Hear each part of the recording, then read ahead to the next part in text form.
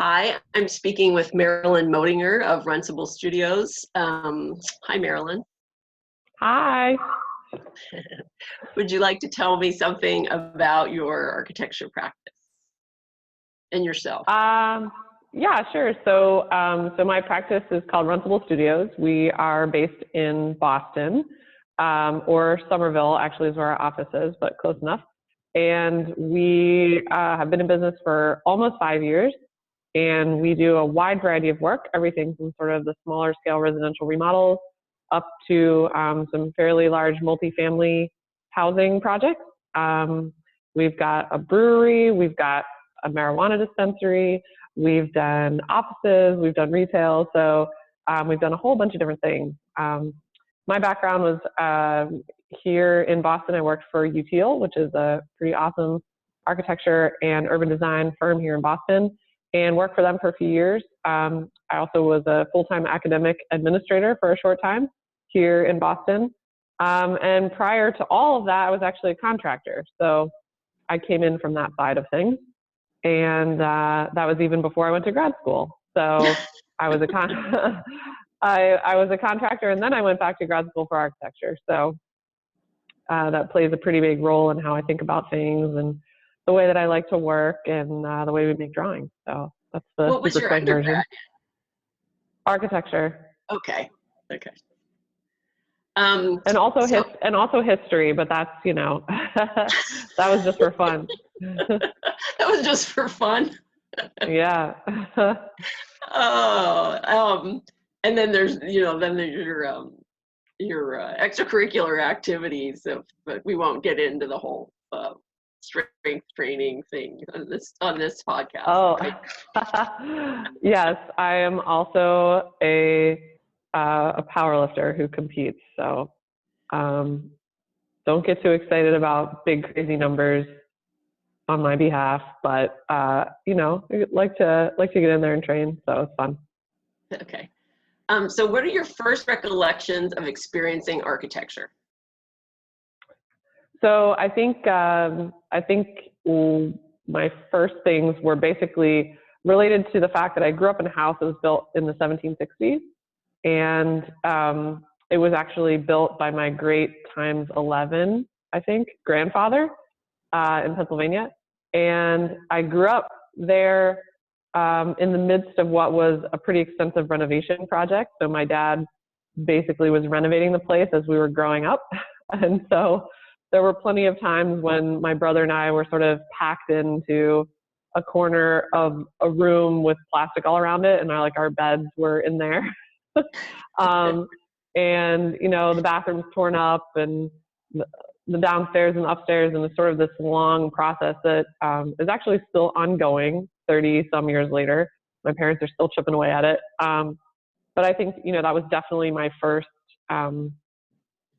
experience with being in a space that was being altered. So we could see what happens when you take down a wall. Why did people make the decisions they did in 1760? What do we need to keep of that? What do we need to change of that? And why?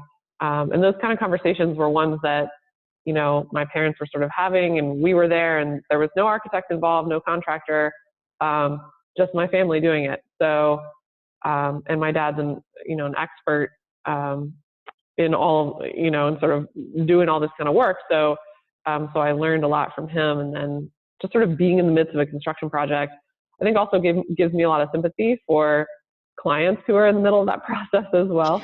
And sort of what happens when, you take down a wall and you discover something you didn't know was there or whatever. So that's definitely my earliest recollections is, and it's not just about construction, it's also about the conversations that come up. What does it mean to alter a space, and how are you going to honor what was there in the past or bring things up to support modern life and that kind of thing. So yeah, we grew up in a house that was in Pittsburgh in Pennsylvania, but it was like late 1800s, and the plaster ceilings always fall down. I don't know whether you guys experienced that or not, but yeah, they're always. And so I can remember we were in where is it? I think that I think that I must have been, and I think it was like partly falling down in my room. So then my brother and I went, my brother, we're like 2 years apart. So I went into my brother's room, and like we could just feel, we could hear it as it just totally fell down into the room. And you know, and then of course the room down below usually will then fall down because of all of the, of course, later because of the impact. Yeah. Yeah. it's just this crazy, it's just crazy. And you know, the house was kind of big enough that we would just shut the door. I mean, I know that's weird because we live on the West Coast now and our house is so small. It's like we could never like say, okay, we're just not going to use this room anymore. But that was kind of, and then and then my dad would like kind of try to put it back together again, which he had been in construction. His father was a contractor, but of course he was working, so it was like one of these things that it just took forever to do. Yep, I understand. And I think understand. Yeah. So what are 3 classic buildings that you like and why? So I love that you use the word classic, because it made me think, like, how do I define a classic building? Like, what does that actually mean? And I think I've got my little list here that since you sent me the questions ahead of time, which is great. And my list has like 7 buildings, so I'm gonna pick 3 right now. Just the 3 I'm feeling right now. You can give me 7. No, it's okay. It's okay. I like having parameters. I think it's good. So the first one is like, I feel like it's a gimme for a lot of architects, but I just love Zumthor's thermal bath in Switzerland. So in Val. And I don't know if that's classic or not. It's sort of classic in a sense, because everybody loves that building, I think. But I think one of the sort of themes in my list, as I started to see why, the buildings that I was listing, one of the themes is that they're buildings that I've gone to, that I've experienced in a very visceral way. And so when I went to the thermal bath, I was there with my brother and sister-in-law. My sister-in-law is German, and we were visiting her family in Germany. And then I convinced them to rent a car, and we would like swing through Switzerland and do. So we went skiing the day before, and it's the Alps. So like, I'm not much of a skier, so I mostly just tumbled down the mountain and had a great time, and that was fine. But it turns out I was put in the exact right physical, mental, spiritual mindset for going to the bath, which, I was sore and banged up, and going to this beautiful, amazing place where you can also like sit in a hot bath was perfect. I think one of the reasons why, if everyone's seen the pictures, it's a gorgeous building, but it's one that you can't really understand fully until you go there and you realize how sensual it is. And he's really bringing every single sense, using the architecture to engage every single sense, whether it's smell and taste, sound, and then obviously sight. But you feel temperature changes on your body, and he's doing this all using the architecture. And it's really powerful. So I can't help but mention that in my top 3. I know a lot of people have said that they like that, and I've never been to the baths. I've been to Switzerland and Germany, but to me, when I looked at the photos recently, because I was kind of like looking to like, what, like, would this be someplace where I want to go, by myself? And it seemed cold to me, and I don't know whether, is it cold, or is it just because there's so much steam because of the baths? It's definitely not cold, either in the sort of aesthetic sense or the physical sense. Yeah. Yeah, no, definitely not. So, Okay. We were there in the winter time, and you walk around, it's kind of awesome. They're like, no cameras and no sketchbooks. I was like, okay. So all the architects like want to take their sketchbook into the bathhouse, and you're like, look, there's like people in their bathing suits, or maybe nothing, walking around, and there's like people sketching. Plus it's like filled with water. Like, leave your sketchbook behind and just be in the space. And that's pretty powerful. So, you're walking around in your bathing suit, and you're looking out at the snowy, Swiss landscape, and it's gorgeous. And, you know, but it's hot springs, so it is really warm. Yeah. And I'm sure he's Yeah. got, you know, like in the floor was also warm, so I'm sure Yes. there's, you know, radiant piping in there. And yeah, there were some rooms that were cold, that were meant to be cold, like you go in the hot bath and you jump in the cold bath. And that was the only thing I didn't do. I did absolutely everything in the building. It was like this fun house of like fun experiences. And I did not jump in that cold water because I was like, I don't want to do that. It's like 20 degrees outside. No. So, but of course, like one of the classic moments of any sort of like hot springs experience is that you are in this warm water and you swim, and there's like an outdoor pool of the warm water and you're outside and you're submerged, but you're warm, but it's like winter outside. So, you know, that's a pretty cool experience. So no, it wasn't cold. Okay. That was my only worry about it, because I mean, when I was young, I didn't care about jumping into cold water. Now I don't know. It just seems like I want to be warm. And I probably, I'm not that tough. And I would maybe even opt for, you know, no bathing suit at all. Yeah, well, they're cool with that. So whatever works. So what are the second one? So the second one is one that is in my neighborhood, and I walk through it all the time, and it's the Carpenter Center by CORB. So again, not sure if that counts as classic, but to me it does. But I love that building, and one of the reasons why I love it is because I walk through it all the time. So anytime I have to walk from my house sort of in the Harvard Square direction, I always cut through on the ramp and go up and through and back down. And I think that, you know, just like I was saying about the baths, one of the things that for me makes me feel attached to a piece of architecture is sort of familiarity. So because when you walk through it one time, you sort of get a sense of it, or you're kind of looking around or whatever. But when you walk through it for the 100th time and you're still noticing things, or you walk through it in every weather condition, you walk through it when it's completely occupied with students, and other times when it's completely quiet, in the middle of the night, early in the morning, in the pouring rain, and you start to really see how a building sort of occupies its space, because all of all that theater is going on around it all the time. And, you know, the Carpenter Center, I also love that it's in the middle of Harvard's campus, which is all these like red brick buildings, and it's just like this crazy like snail thing, like in the middle. It doesn't agree with the grid. It's like, no, I'm going to tilt this other way because the sun is more important than the street grid. And I really like it, because if you're going to thumb your nose at anyone, like doing it to Harvard is like a pretty, you know, like, I mean, it's CORB, he can do what he wants, but like, I kind of like it. And I also like how when you enter the ramp, he's like, I know there's all these reasons for the ramp and the orientation, all these things, but I swear it's like he's putting you on the ramp, and then you're looking back at the building, and that's the rendering he drew. Like, that's the sketch he drew. It's this dramatic 2-point perspective with clear vanishing points, and you stand there and you're like, that's the drawing he did.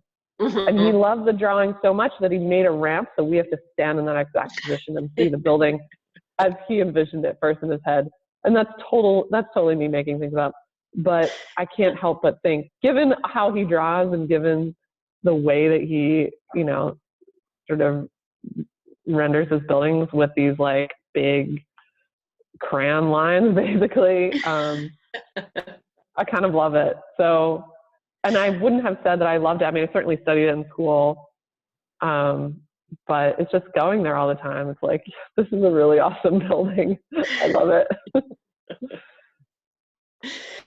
So, and then for my third building, I figured, you know, if my theme is familiarity in a way, I also was like, well, I should probably pick something that's actually a little bit more hewing to the word classic. But I picked the Pazzi Chapel by Brunelleschi in Florence. And that, I don't know, I mean, so Brunelleschi, of course, did much more like sort of impressive things. Certainly the Duomo is certainly much more sort of impressive. And I've heard people kind of poo-poo the Pazzi Chapel as like, oh, it's just an exercise in, you know, sort of decorative, you know, like decorating the inside of a shape that existed. But again, I've been in that space many times. I studied in Florence. I've been back there a bunch of times. And every time I go in there, it's just an overwhelming feeling of peace, of like things are where they're supposed to be. You know, I've drawn it in Axon 100 times and like thought through, well, not 100, probably like 50, but like in the space and then afterwards, and seen how he's lined everything up both in 3-dimensional space and also in like the way that his implied lines are sort of working. And it's this perfect little gem of a space that you could really get lost in for hours. And then of course he realizes that, and he's put a bench around the whole inside of the building. And again, me, architecture, storytelling, like I know that that bench was there because, you know, originally that chapel was the refectory or where the monks were eating or whatever. But in my mind, I'm like, I walk in, I feel this amazing sense of peace. It's so beautiful in there. And I want to sit and sketch, and there's no furniture. And then I look to the side, and he's articulated the wall into a perfect bench for me to sit on so that I can sketch. And what if we could make architecture that 500 and 600 years later still evokes that feeling across, you know, time and space, and also gave us exactly what we needed when we needed it? I mean, if that's not the definition of like, of a good building, I don't know what is. And, you know, it's a good room. Like that's what it is. And at the end of the day, like I tell my students all the time, like, what are we doing? Like, did you make a good room? Like, are you making a good space? You know, we can talk about the theory and regulating lines and whatever until the cows come home, but like, did you make a space that's good? Did you make a good space? And of course we can debate what that even means, but did you make a space that makes someone take a deep breath and feel like they are somewhere? That's pretty powerful. And to do it to someone 500 years later, pretty serious. That's good. Yeah. That's good stuff right there. Yeah. I think, well, especially in school, you can kind of, you know, you can critique people's designs a little bit more. I can remember there was one, I went to somebody's crit, and it was supposed to be, you know, there's that fine line between working on your concept and then actually creating architecture that you want to be in. And then there's sometimes where absolutely. And both are important. We have to value both of them. But I can remember one of the things was that the person, it was a writing studio. It was a writing studio, and they all had the same site, but they all had the same site, but it was cut in 4 pieces, you know, so they could pick any of those 4 sites to do it. And there was like a slope on the one site. Well, you know, and this writer was supposed to be an introvert, right? So it's like you know, so this one person, they designed this space, and they, you know, and they just totally put like a cave in the side of the hill. And I was looking, and I said, well, why? I mean, but there were no windows in it or anything. There was no way for her to have any light or anything. And she was supposed to be writing in the space. And I asked him, and I said, why did you do that?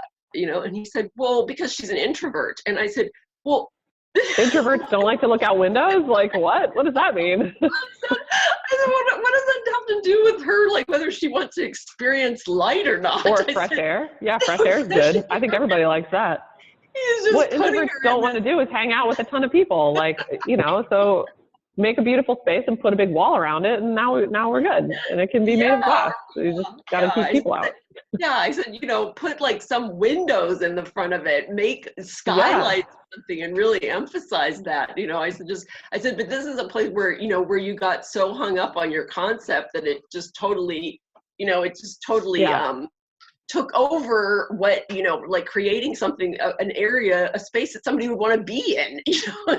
Yeah, exactly.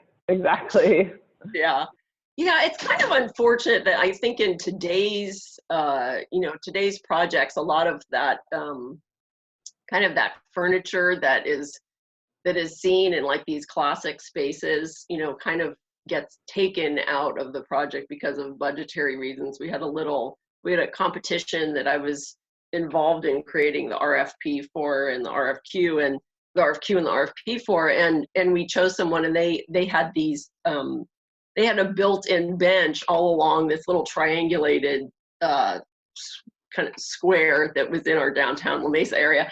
And, you know, and one of the things is that it was this bench that went along the back half of it. And, you know, and then it got built and there was like no bench. And I said, well, where's the bench? I mean, that was like half the project was this bench.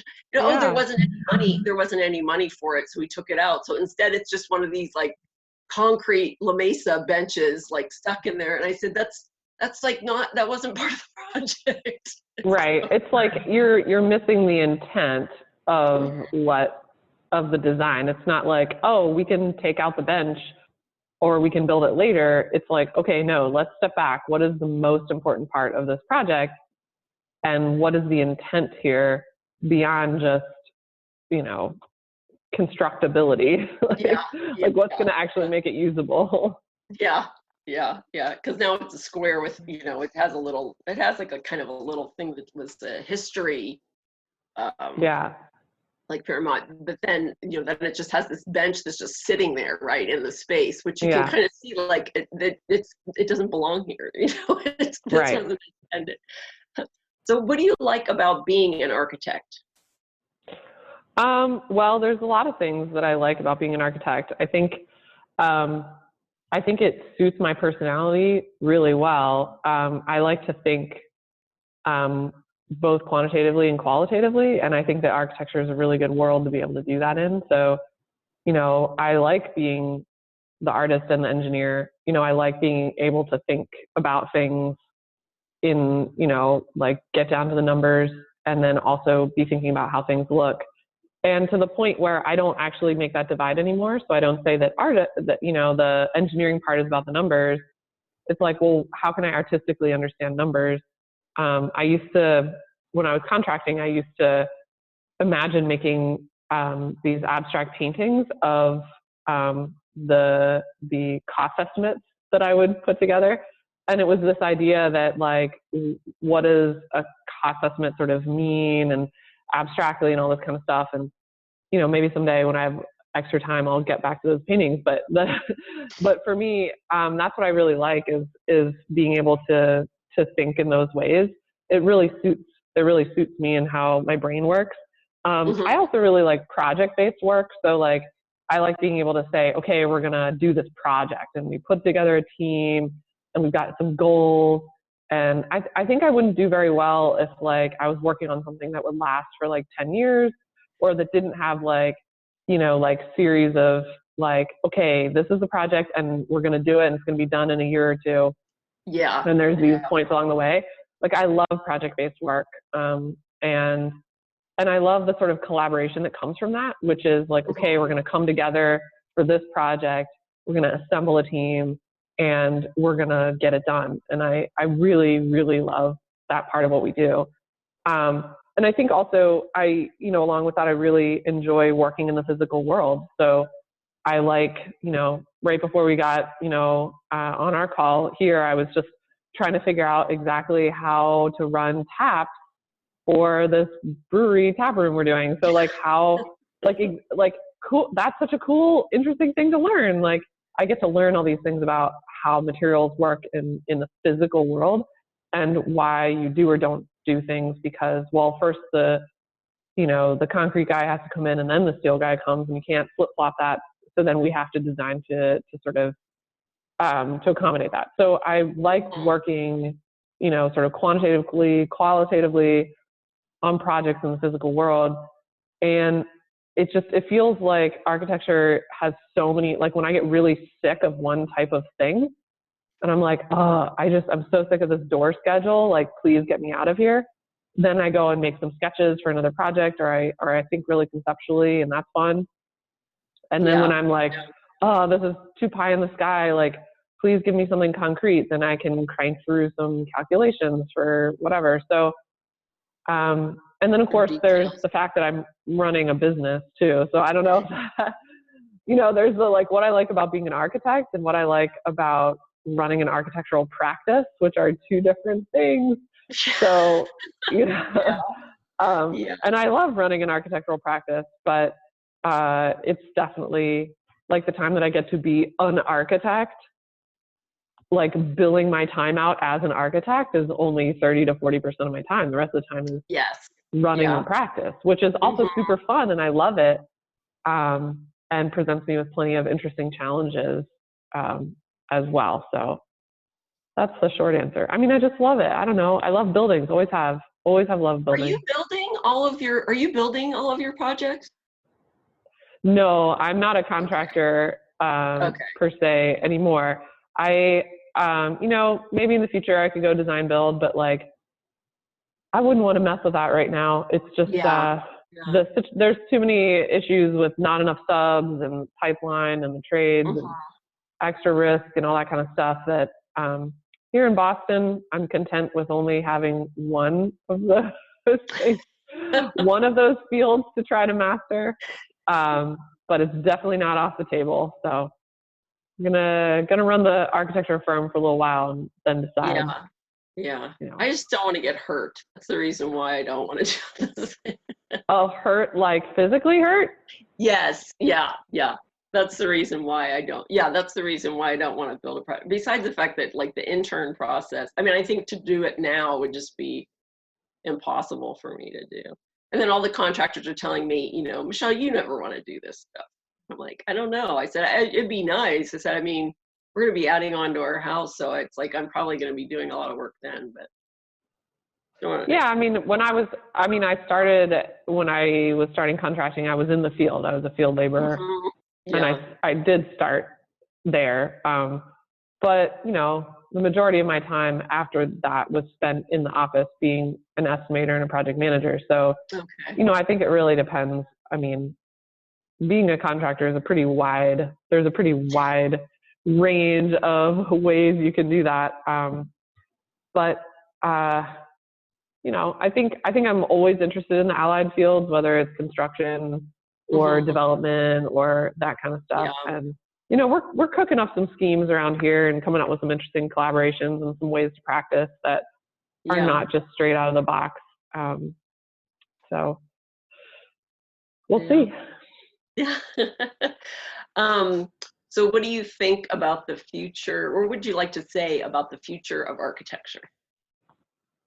I mean, I think, it's kind of based on what we were just talking about. It's a good transition in that I think architecture has, I think there's a couple of things that I have concerns about for the future of the industry. I mean, first and foremost, people will always need buildings, and people will always need professionals who can build, renovate, conceive of, manage, deal with buildings. Like, buildings are not going away.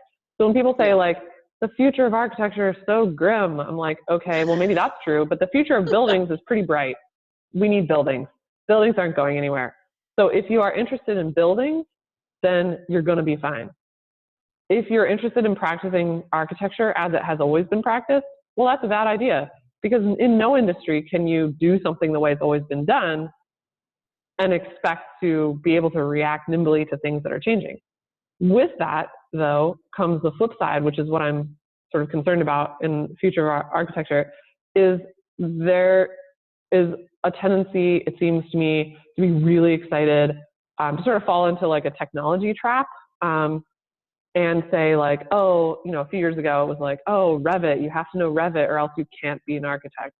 And I see this with my students a lot, where they're sort of like, I don't know how to do this unless I'm doing it in Revit. And I'm like, okay, well, being an architect has nothing to do with working in Revit. Absolutely nothing to do with it. Executing drawing sets. This, I mean, as far as designing. Yeah, so executing drawing sets, absolutely. That has everything to do with Revit or CAD or your Mayline or whatever you want. But to say that you have to know Revit to be an architect is, it's like saying I have to know how the printing press works to be a writer. It's like, that's not true. But if I want to make drawing sets, then yes, I need to understand Revit. So like that to me is an important distinction. Architects have to know how to think, and that has nothing to do with Revit or CAD or any other piece of technology, right? Yes. Because they're all just glorified pens and pencils. Like it's a car with no driver. Although I guess I can't say that anymore because driverless cars are a thing, and but so far driverless pencils are not. So you still need an operator for the pencil. So I think for me, like my caution for the industry is to just say, like, hey guys, like don't forget to learn how to think. Don't forget to learn how to, do business and understand that we need to be part of a universe. Like we're gonna like sort of cut ourselves out of the game if we don't take part in the conversations as they're happening. So I think that's it. Like I laugh because, it's like I've never, I learned on AutoCAD version 1. So, I hated it so much, and it was so difficult for me because I'm not a step-by-step process thinker. You had to know everything in order to just draw a line. And for me, because I could draw so well, I just never got into it. And then there were these other people that I went to school with who weren't good designers, but they just totally came into the, CAD thing. And now they're like at the top of their game, it's like, but I've never, it's like they could barely make it through design a lot of times. Not to say, and so I always say, like, when people, when they say, oh, I want to be a designer or whatever, I say, well, you don't really need, like, not everybody's going to be a designer. I mean, they tell you that in school, it's like maybe 10% of you are going to be designers, but you can be architects. But, I mean, I don't really know any, I don't know any CAD pro. I don't know Revit. I don't, it's like I can open up drawings and do a couple things in AutoCAD, but, and I'd like to learn it more. But, I think it's really just it's just a tool in order for you to do the work that we need to do. And I think some people, because they're relying on, a software program basically to like try to design, it's like they're not actually thinking of the space that they're creating. It's like they're kind of coming up with things, but it's like, okay, does this space work? What is that experience? Because you have to just, you have to experience it like this. It doesn't just become like this pretty drawing that doesn't function or something. Right. And when you look around town and you're like, that building was drawn in Revit, that one was done in SketchUp, that one was like, that's a fail. So I would also say that, like, at the same time, I am definitely not advocating for being a Luddite, right? Like, I'm not going around smashing computers. And like, I'm not saying, because that's also wrong. So if we say that, whatever the latest and greatest software is the best and brightest tool, well, that's like me saying, and me not wanting to participate in that is like saying, okay, well, I guess, I'm going to ride my horse instead of take this convenient car over here. So like, at the same time, like, you'd have to yes, riding a horse does have a lot of poetic value, and like, there's a lot, it's like great to ride a horse, but, and there's advantages to that over a car for sure. But it's going to take me many times longer to get there. So I think that for me, it's like, what are you trying to do? And then we can figure out what is the best way to get there. So, I think the other thing is that as architects, we need to find a way to do a better job to support the industries that make our jobs possible. And by that, I mean the trades. So I can't do anything without the trades. So, I've been experiencing it since I was in construction, where there's just a decline in the skill level. There's not as many younger people going into the trades. And so therefore, when I was on the contracting side, that made things really difficult. Now as an architect, and I'm working with contractors who are like, oh, I just can't like execute to the level that we need to, my drawings, my designs, my stuff changes because I know that we probably can't get, so there's really wonderful people who work in the trades. There's just not enough. So, I think that architects need to recognize that, that supporting people going into the trades is really, really important, because it makes what we do possible. So, you know, and there's always been a long history of architects and tradespeople and contractors sort of butting heads, but it's been my experience that that doesn't have to be that way at all. And that's sort of like a silly trope. Like, it doesn't have to be. Like, you're just like, oh, the architect drew this and it's stupid. And I'm like, okay, well, don't blame me for bad architects in the past. Like, look at my drawings and then let's go from here. Or I've said, you know, I'll say to them, if you have a better way to do this, please let me know. You know, I said, I'm totally open. I said, I'm not going to say like, oh no, I'm not going to do it that way because it's been, you know, because I want to do it this way. If there's a better way to do it that's more efficient, that's going to save, you know, time and you know, and we're still going to come up with the same design, you know, it's still going to work with the same design. You know, these are just details that we're trying to process, or, you know, or, you know, we're going to be able to, you know, it's just going to function better, then, you know, then let me know. I mean, don't, you know, like the thing that I don't like is when, you know, when they try to do things in the field and don't ask us ahead of time. And then all of a sudden there's, you know, there's like problems on top of problems that were created. It's like a domino effect. One little thing. Yeah,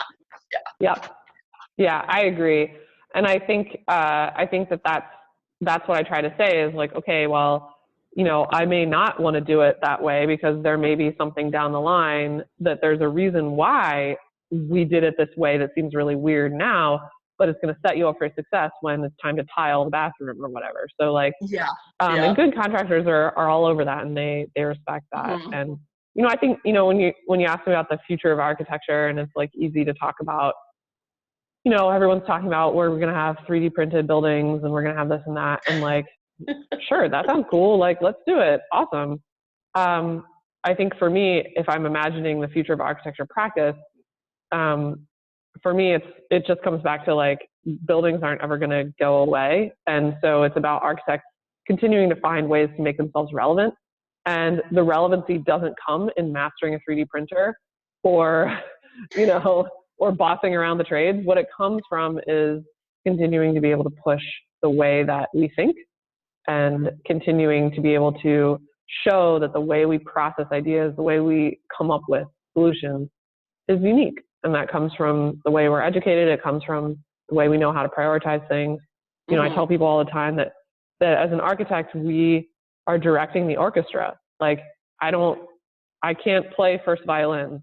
I could probably like muddle my way through it or whatever, but my job is to make sure that everybody else is, you know, all the best players are coming together. And on top of that, we wrote the music score on top of that. So I know how it's supposed to sound, but I'm not as good at any of those instruments as any of those other people. And that's okay. We're sort of a little bit jack of all trade, master of none. And I think that is a huge advantage. It's the opposite of an engineer in a lot of ways, who's like, you know, very specific, has deep knowledge on a certain subject.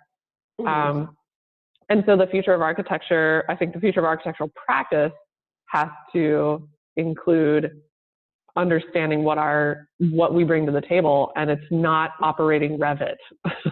Like, you can watch YouTube and learn that. It's the way that we think.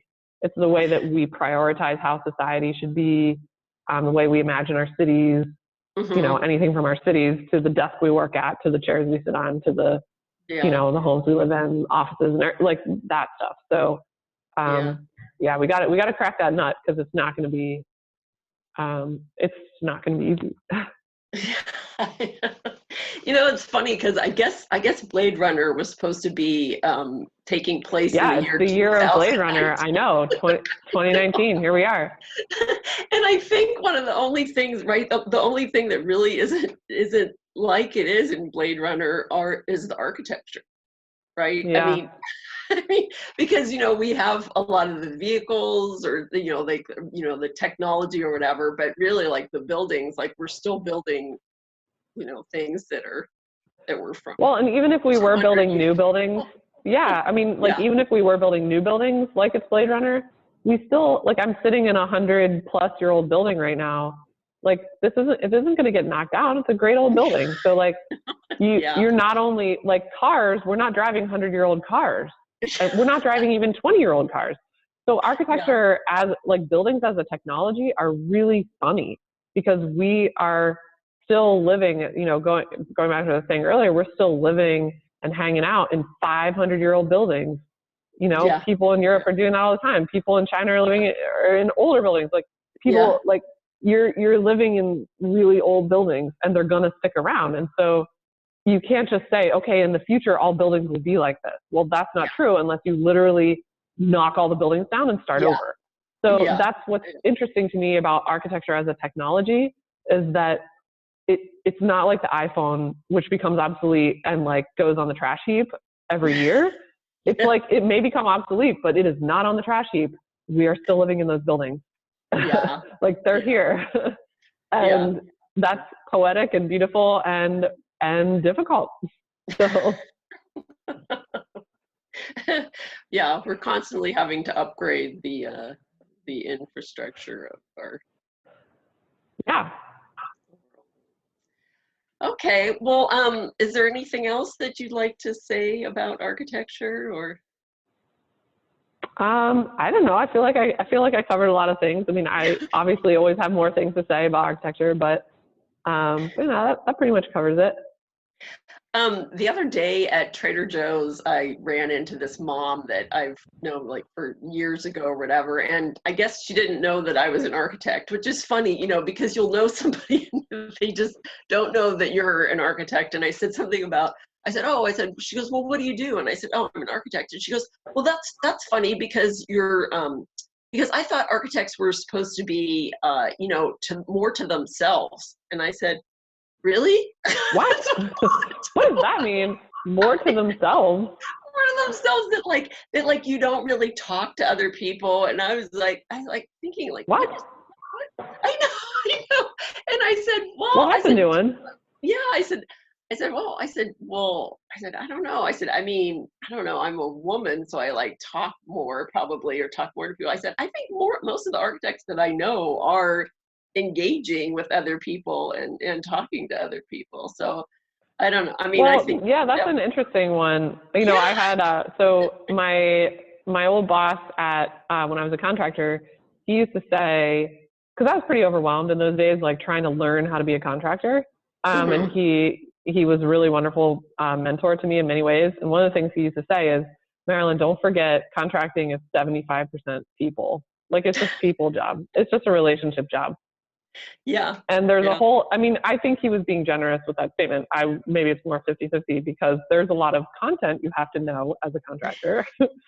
And the same goes for architecture. Like there's a lot of content we have to know, but in actuality, what makes a good designer, what makes someone who's good at running a business, what makes someone good at putting together a project is someone who can read the room and someone who understands people. And, you know, I mean, I'm introverted, whatever, but that doesn't mean I can't talk to people or that I don't like hanging out. Like, it just means that, like, you know, cocktail parties full of people I don't know are like not my favorite thing, whatever. But that doesn't mean that I'm not like engaging or personable or whatever, you know? So I think that's a really interesting, maybe, you know, people are always saying, oh, you're an architect. Like, oh, I thought they were all guys. But people won't usually say that to your face. But I know. So I guess